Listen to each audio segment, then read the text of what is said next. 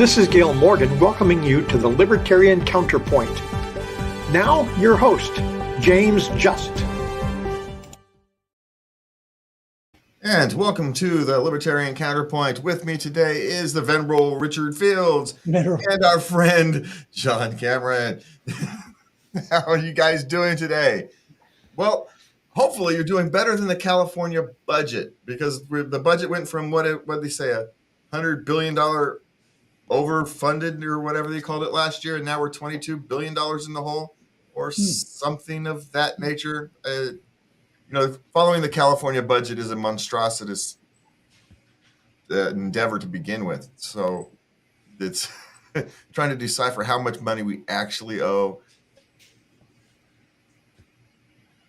And how much programs it's nonsense. But according to the powers that be, we're in trouble. California's in trouble. And, we told them so. We told you last year that they were spending too much money, and they should have, that they were going to have an economic downturn coming, but no one listens to us. So, yeah, I remember when Gray Davis, a decade or two ago, had the same problem. Economy was going gangbusters, so he spent like it was going gangbusters. He got hit by a recession and got not reelected, which was, I think, that was when Schwarzenegger came in. The problem with politicians is if they see money in the coffers, they have to spend it. They feel morally obligated to pay off their backers, their constituents, themselves. They feel they have to get it spent one way or another. And of course, most budget surpluses are temporary, because the amount of tax revenue that comes in varies. It's cyclic. It cycles with the economy. The economy is doing well, tax revenues go up. The economy not doing so well, or more people going on benefits of one kind or another, and tax revenues go down while spending goes up. So it's a cyclic thing, and politicians simply don't have the constitutional wherewithal to save for a rainy day. They can't do it. I agree. And in California, it's since we hate rich people, they don't want to talk about it. But the fact that there's all the Silicon Valley money and all the money basically from the stock market, and that's keeping the state afloat. And when the stock market's going up, people have the stock options, and they sell stocks, and they show income, and they get bonuses, and they show income, and there's thousands, tens of thousands. How many? What did you say, James? 12,000 Google people getting 12,000 people from Google just got laid off. That's on top of a bunch of a number of other high tech. Yeah. Tesla laid off. Microsoft laid off. They're all seeing the handwriting on the wall, particularly Google. Anybody that's dependent on ad revenues, they can see that with the economy taking a hit, which it will or is doing right now, ad revenues will go down, and that's a huge chunk of the revenue for Google, for companies like Google or Facebook or Twitter. And the other thing on those is that they're basically legacy. Now they're legacy. What would you call it? Legacy systems. Kids don't use. Half the people I know don't use Google anymore. Well, maybe not half, but none of the libertarians I know use it on a regular basis.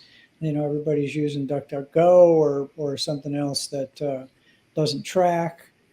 People are, upset. Reasonable people upset with the way the legacy tech's been, basically manipulating news and keeping secret files and all the rest of that. So they're going to other platforms, and there's a life cycle to everything.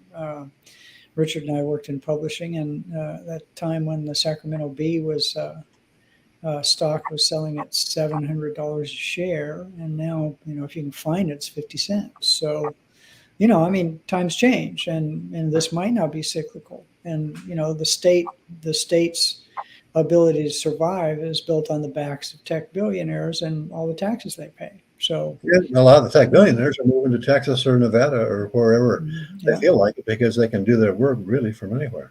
Yeah, and so can their employees, and a lot of them are moving, and they're taking their paychecks with them. So fun times for all. But that what did they get back? Give back. They took the money and then gave everybody, except for me. I don't think I got any. Like $1,000 to help fight inflation. They gave people checks. Yeah. So anyway, it's ridiculous, and it's going to be painful because the people are going to get hurt. No teachers are going to get fired. Well, teachers might get fired, but no administrators will get fired. Frontline workers for state organizations and bureaucracies and everything might get paid early retirement, which will hurt even more. But nobody in and the thousands of layers of management, none of their consultants, none of these NGOs that basically probably pull $15 billion a year out of California to spend supporting commie causes, they're not going to suffer. But anything that will actually do some good is going to suffer. And anyway, if you don't understand how giving people free money to spend does not help inflation, I've got a remedial economics course that I would be happy to teach you. We don't even have to look very far, John. We can go on to Venezuela is turning back to privatization, or we'll call it. What did you had a word for it before show, and I've gone blank on it, John. What was that?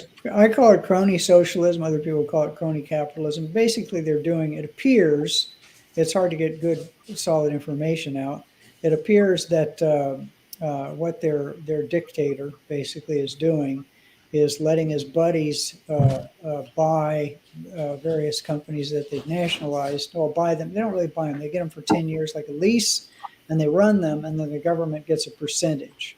So, and this is like, reminds me of what happened when the Soviet Union collapsed. Putin had all these state-owned businesses and sold them to his buddies for. That was Yeltsin. But after that, Putin was the real skullduggerous one. Sold them to his buddies for pennies on the dollar, so they'd kick money back to him. And but it, even I guarantee that even this can I use the word bastardized on?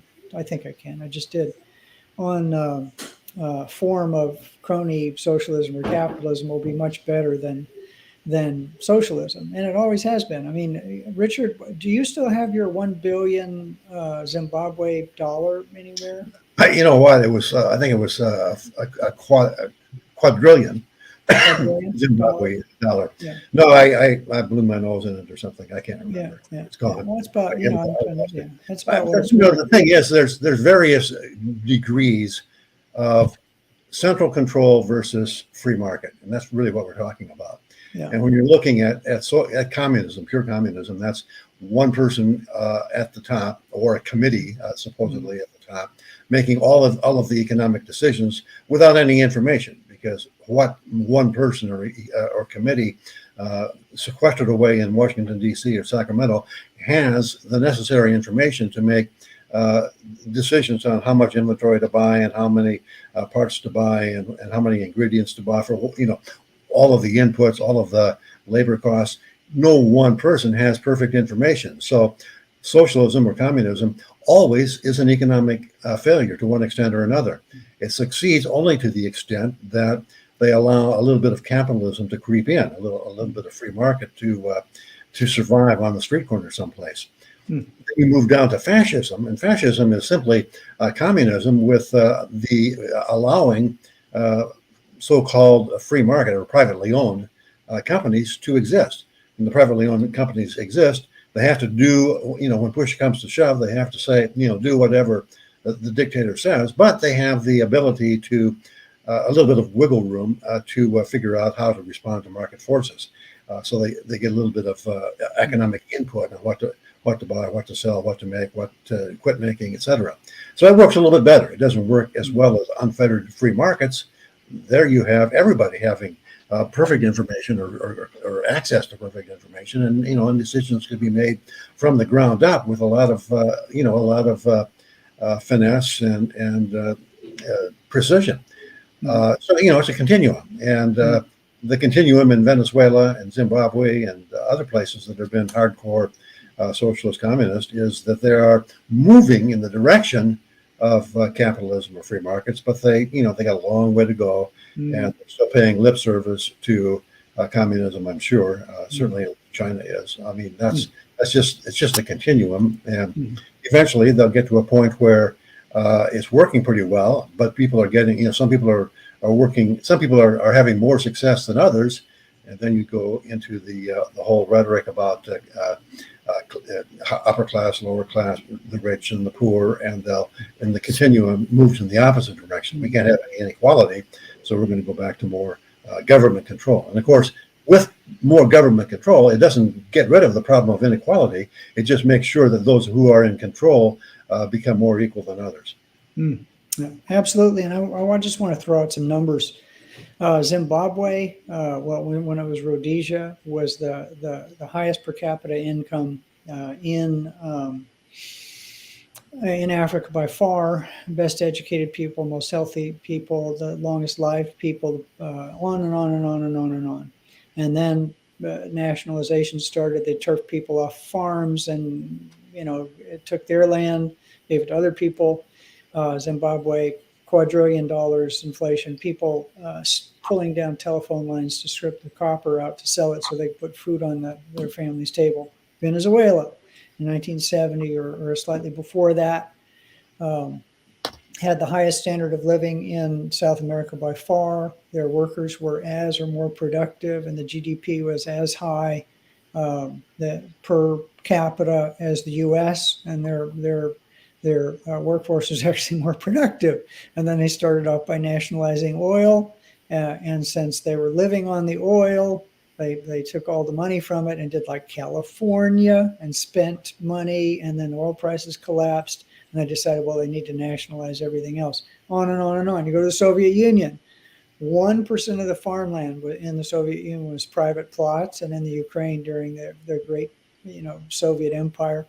And it produced, I think, Richard can correct me if I'm wrong, or James, as much as the other 99% of the land, agrarian land, because people take care of their own.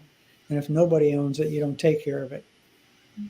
Example, our national forests. Never worked, never will, but it does allow politicians to have power, and that's all they're concerned with it. And I think I'm done on that subject.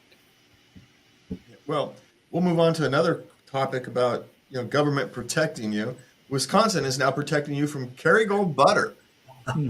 Because heaven forbid you should go buy some butter without the government and little nanny government standing over your shoulder, wagging their finger at you. You shouldn't have that. And that's bringing medieval guilds back into play, or as John put it, crony capitalism. I mean, it's all about Wisconsin dairy farmers wanting to make sure that if butter is sold in Wisconsin, it's produced in Wisconsin, and it's produced by Wisconsin farmers, Wisconsin dairies, Wisconsin creameries, etc. That's all it's about. It's just about protecting the guild, the medieval guild. The only people that are allowed to produce butter are Wisconsinites, and they achieve that by having really, really complicated and esoteric rules about what can go into butter, how much butter fat it has to have, etc. And this Irish company didn't know what all those rules were, I guess, and it was ignored for a very long time because it's better butter. But eventually the dairy industry caught up with it, and a few bureaucrats said, hey, we got some rules to enforce here. We need to get on it. Well, I think actually it might have been PLF, Pacific Legal Foundation, or it could have been IJ or one of the other liberty-minded organizations actually brought a case a while back about it, because it's in essence restraint of trade. If you have to have your like what happened with the baby formula here, during the pandemic, the lockdowns, we couldn't get baby formula on the shelves because of horrible transportation management and crazy COVID rules in this country, and we couldn't import it because they had protections in place, very esoteric requirements for, and completely unnecessary for, baby formula from outside the country, and their own to make it that meant that manufacturers of baby formula elsewhere had to change their ingredients and formulas to send it in here. So, if I go somewhere to get my hair cut, which I don't because I shave my head like every 2 days in the shower, I have to have somebody wielding the razor to shave my head has to know how to tint hair and use noxious chemicals that are involved in the bleaching process and all the rest of that safely. And they have to actually, I think they have to spend more hours of schooling and testing than you do to be an EMT. So an emergency medical technician. So this kind of craziness, and the socialist side says you need to do this to protect people. What they're doing is protecting people that, give them money. If you want to help people bootstrap out of poverty, especially people of color, remove all those regulations on small businesses. And it's worse than what you said when it comes to baby formula.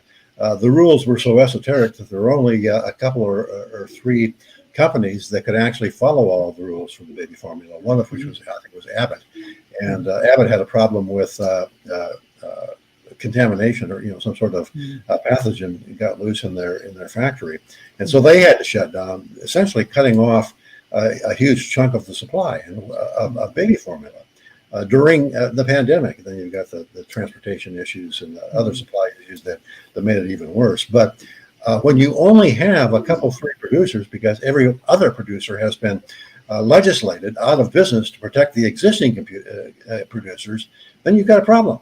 Whenever anything happens that happens to those two or three existing producers, and that's what happened on baby formula. The problem was solved for the time being by basically waiving all of the restrictions so that we could import perfectly fine baby formula from Europe and other countries. Once the crisis passed, guess what? They're putting all of those restrictions right back where they were. We could throw in, I forget the name of the act. What's the act, Richard, that to protect American shipping? Basically, it protects Jones Act. Maritime, the Jones Act. All of these supply chain issues that we supposedly had during the lockdowns could have been ameliorated. Thousands of people could have lived in after hurricanes in the Caribbean if the Jones Act wasn't in place, which says that any ship that leaves an American port and returns to an American port, that starts in America and returns to America, has to be crewed by an American crew of union-paying merchant seamen. And so this stuff goes on and on and on. And as long as unions can and all these special interest groups like the military-industrial complex can buy their way into rulemaking by simply giving money to politicians or showing them pictures they have of them doing weird things with geese, then it's that's the way the world's going to turn. Well, our politicians aren't just regulating our butter and the goods and services we receive; they're also regulating the information that we receive. If Facebook files have been dropped due to a lawsuit with Mississippi, Missouri, I forget which state it actually was, and Facebook is happier than Twitter to censor. But it didn't happen immediately. They were being dragged in front of committee hearings. The politicians like Gavin Newsom down here at the Capitol were threatening some kind of regulatory action on these companies if they don't do something about this speech they don't like. And as it turns out, Facebook was a lot happier than Twitter to be censoring these kinds of things. But how happy were they actually doing it? Were they just happy to get these freaking politicians off their back? Yeah, I mean, you can, the standard libertarian argument is that they're a private company, they can do what they want, and that's fine as far as it goes. But it goes farther, which is that every company in the United States, particularly communications company, are under threat of regulation, and regulation to the point of, hey, we're going to regulate you so much that you can't make a profit anymore. And I think it was Regulation 230 or something like that. It was the regulation that said that if the platforms are not liable for what guests on the platform say or do. So in other words, if you go on Facebook and say something that is libelous or otherwise illegal, you can sue the person who says it, but you can't sue Facebook. They're just the platform, and they're not they're not liable for whatever their guests do. And so, politicians have been on both the right and the left, Democrats and Republicans, have been making huge noise about getting rid of that regulation for decades now. And the implied threat is that if you don't follow our dictates when it comes to what we allow to be said on your platform, you're gonna be in dire straits, and they mean it. And they would follow through on that. So they Facebook, YouTube, Twitter, Google, all the rest. They had to. If they wanted to stay in business, they had to kowtow. And I'm old enough that I remember when exactly the same thing happened with legacy media back in the early 70s, 80s, early 90s. Before the internet, you had ABC, NBC, CBS, the New York Times, and maybe the Washington Post, AP, Reuters, and those half a dozen organizations controlled 100% of the flow of news, other than a few local radio stations handling local news or TV or local TV stations or local newspapers. But as far as national or international news, those five outlets were the only people that carried those news stories, and they were, in fact, heavily controlled by the powers that be at the time, whether it was the CIA or the FBI or job owning, is the polite word from the administration. They were, they kowtowed, and that's why news was so bland and uninteresting before the internet came along. We had a brief moment of freedom of information, freedom of the press, when the internet came along, and the politicians hadn't figured out yet how to regulate it or how to infiltrate it. They figured it out. So the brief window of free thought, free press, free speech in the U.S. that existed from maybe 1990 until about 2010, it's over. Well, I think it's going to come back. No, I haven't taken any drugs. No, I haven't had any drinks. Well, not lately, anyway. Because of, I think especially the pandemic, and all of the misinformation and disinformation, and the fact that, well, let me take that back. You're still not seeing the Twitter files, the Facebook files, or anything anywhere on legacy media. You're still not seeing. It's on page 32. Yeah. And then the other thing is that's becoming pretty obvious is that not only because everybody that's in journalism, I think it's now over 90% of people who work in journalism and publishing basically are, I don't want to call them liberals because that's the wrong word. They're not classic liberals. They're socialists. They're busybodies who believe that they should tell people what to do, leans in that direction.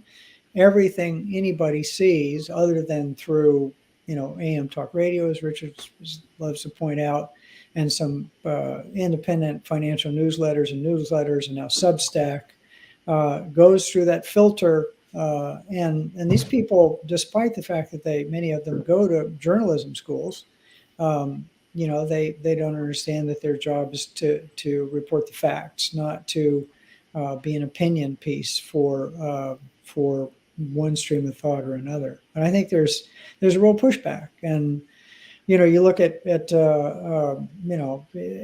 legacy TV. I don't know if it is legacy. The most popular shows on TV by far have a conservative / libertarian bias and get no awards or recognition. Yellowstone, 1923, 1883. They're basically the top 3 television shows that have been on the networks. All of the movies that are ultra successful are about dystopian pictures of ultra powerful governments controlling Hunger Games. Hunger Games. Hunger Games, and on and on and on. So, but you got to toe the party line. So it's going to be. May you live in interesting times. Once again, I got to say that, and we certainly do. Yeah, but there's the wonderful thing is that there's so much wonderful technology. There's so much energy just sitting there in the form of nuclear power. The ability to go get information if you're willing to look for it now is almost instantaneous. Everybody on the show today remembers having to go to the library and look something up in the Dewey Decimal System, go find the book, take it down, and copy it if they wanted to find information on something. And now, you can get to, you're filtered away from it many times, but you can get that information within a few minutes work on the internet. And if you're, willing to be careful about what kind of search engine you use and use the right terms, you can get to it pretty quickly, and you can buy it. And so, the opportunity for us to live in literally a utopia is there if we can just get the government out of the way, because the popular press is full of stories about what's the word I'm looking for? I'm losing it. End of species dangers in the environment. The end of species danger has never been the environment. It's always been government, and it will always be government. You don't see anybody else putting people in tanks and sending them to kill other people. Apple doesn't do it. Microsoft doesn't do it. Well, maybe No, I'm kidding. So, the opportunity is just right there. If only a few more people will tip toward telling those people to just kiss their butts. But whether it'll happen or not, whether people will decide to go down the road of perceived safety and duck their heads down and refuse to look up, or whether they'll actually be a little bit brave, I don't know. See, we can always count on John to extend this time. So when we only have 2 minutes or 3 minutes left, I don't want to start a new subject. I just let John continue on talking. As we got about a minute left, Richard. You got any final thoughts? Well, I think that John, you've got the filibuster down pat. You could probably, if you got yourself elected to Congress or the Senate, you could probably stop a whole lot of nonsense just by doing a Rand Paul and filibustering everything that happens to come down the pike. Now, there's your next challenge. If I had feelings, they'd be hurt. Now, you know what I'm going to start doing? I'll put myself on a timer. I didn't realize I'd taken up that much time. If I had, I would have shut up. No, it's perfectly fine, John. I know how to interrupt you if I wanted to. I was trying to sit here calculating the stories we have left and the time we have left, and I'm going, I'm just going to let John keep talking, and that's how we're gonna get to the end of the show. Because if I had brought up the CNN doctors overcounting COVID deaths, you would have gone on for 10 minutes. If I had brought on the water issues, it would have been another 10 minutes. We don't have that kind of time today because we are out of time. Thank you for joining us, gentlemen. A new rule on the floor, I shall limit myself to 4 minutes on any subject, or 3. Thank you for pointing that out to me, gentlemen. I appreciate the coaching, and I'll make sure in the future I won't monopolize the time. All right, we're out of time, John. Thank you. Thank you, Richard. Thank you. And for you all viewers, thank you for watching. Good night. Please remember to love everybody.